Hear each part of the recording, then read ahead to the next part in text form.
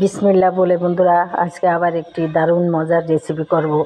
কাতলা মাছ ভুনার রেসিপি বন্ধুরা। কাতলা মাছ, বড় কাতলা মাছটাকে কেটে ধুয়ে পরিষ্কার করে নিয়েছি বন্ধুরা, মাথাও নিয়েছি কিছুটা। এখন বন্ধুরা ধুয়ে পরিষ্কার করে হলুদ লবণ দিয়ে মাছটাকে একটু ভেজে নেব। ভেজে নিয়ে আমি মাছটাকে রান্না করব। দেখো বন্ধুরা, তাহলে দেখতে থাকো তোমরা। আজকে আমার কাতলা মাছ ভুনার রেসিপি।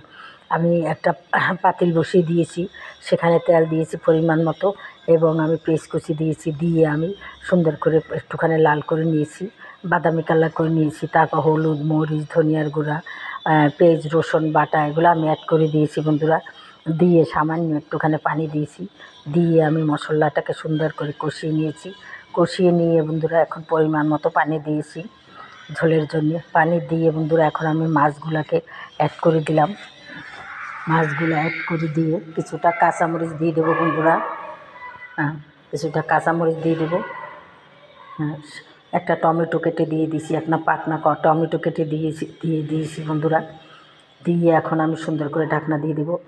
কাঁচামরিচটা অ্যাড করে দিলাম বন্ধু। দেখো, দেখতে কত লোভনীয়, খেতে যে কী দারুণ হবে সেটা বলার মতো না বন্ধুরা। কাতলা মাছের রেসিপি ওই রকম আমার বেশি দেওয়া হয় নাই, তাই কাতলা মাছ ভুনার রেসিপিটা আমি দিয়ে দিলাম। মাখা মাখা হবে বন্ধুরা, বেশি শুকনাও হবে না আবার বেশি ঝোলও হবে না, এই রকমের বন্ধুরা। দেখো কত লোভনীয় হয়েছে। আচ্ছা, যাই হোক বন্ধুরা, তোমরা যে যেখান থেকে দেখো না কেন অবশ্যই আমার এই চ্যানেলটাকে, আমার এই রেসিপিটাকে একটা লাইক দিয়ে দেখবে বন্ধুরা। আমার লাইক সাবস্ক্রাইবার এগুলো অনেক কম বন্ধুরা, তোমরাই পারো আমাকে এগুলো দিয়ে সামনের দিকে এগিয়ে নিয়ে যেতে। যাই হোক বন্ধুরা, প্রায় হয়ে আসছে, আর একটু হইলেই আমি পরিবেশন করে তোমাদের দেখাবো বন্ধুরা। তোমরা দেশ ও দেশের বাইরে যারা থাকো তোমাদেরকে জানাই অনেক অনেক ধন্যবাদ, কারণ তোমরা এত কাজের মাঝেও আমাদের ভিডিওগুলো বন্ধুরা দেখো, তাই।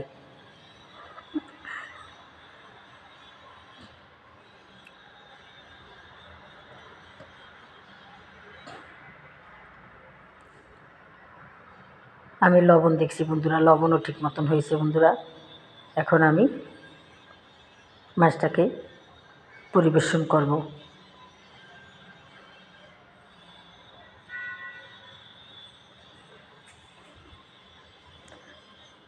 বন্ধুরা।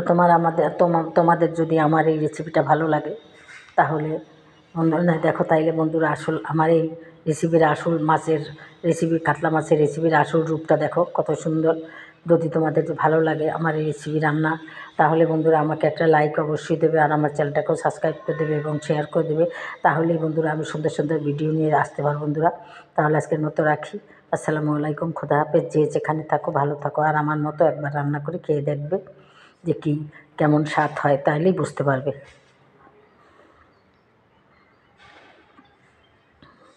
আর আমার যদি কোনো ভুল ত্রুটি হয় সেটা তোমরা ক্ষমার চোখে দেখবে।